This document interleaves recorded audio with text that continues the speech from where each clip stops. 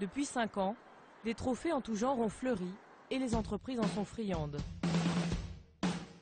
Parmi les labels qui font figure de référence aujourd'hui, Top Employeur.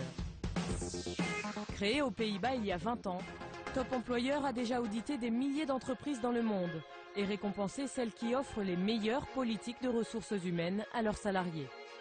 Meilleur salaire, meilleur catalogue de formation, meilleures conditions de travail. Pour 10 500 €, les entreprises peuvent concourir pour le label Top Employeur pendant 3 ans. Alors comment est-il attribué? Nous sommes allés le demander à Top Employeur en banlieue parisienne. Voilà, donc on est chez Top Employeur pour la France. C'est ici qu'ils analysent les pratiques de ressources humaines des sociétés candidates. Et c'est aux entreprises elles-mêmes de fournir les documents nécessaires à l'obtention du label. Tout se passe par téléphone et par Internet. Mais est-ce que ça serait pas plus valable d'aller sur place et de parler avec les salariés? Ça prendrait plus de temps. Oui, mais est-ce que ça serait pas plus crédible pour le label? Dans quelle mesure? Là, vous vous basez sur des documents que l'entreprise vous fournit, ou sur ce que Oui. vous trouvez sur leur site internet, ou sur leurs résultats financiers. Mais ça ne vous dit pas comment l'employé qui travaille au bureau du 6e étage se sent et travaille au quotidien. Et si lui, il considère qu'il est dans une entreprise qui mérite le label Top Employeur. Oui, alors on fait ça aussi. Dans le pré-audit, on demande à l'entreprise de pouvoir interroger 2 personnes dans l'entreprise. Donc effectivement, on a quelque part une restitution de la façon dont sont appréciés les processus ressources humaines et management qui sont mis en œuvre. C'est qui les 2 personnes?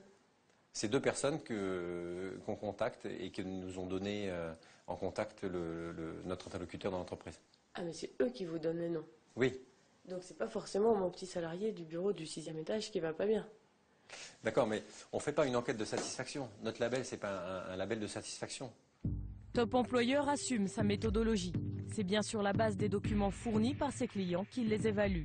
Surprise, parmi les gagnants 2012, La Poste, dont 4 salariés se sont suicidés en un peu plus d'1 an. Encore plus étonnant, en 2009, France Télécom Orange figurait au palmarès, après avoir déploré plus de 30 suicides chez ses salariés. Mais pas de quoi déstabiliser le responsable monde de Top Employeur. Je comprends totalement que cela puisse paraître étrange vu comme ça. Mais il y a une différence entre ce que nous mesurons et ce que l'opinion publique ressent à propos du suicide. Donc, il est important de bien distinguer les deux. Ce que nous mesurons, c'est la qualité des offres des ressources humaines d'une entreprise. Mais quelque chose d'aussi particulier que le suicide, on ne peut pas le prendre en compte dans notre méthodologie parce que ce n'est pas un critère standard des ressources humaines.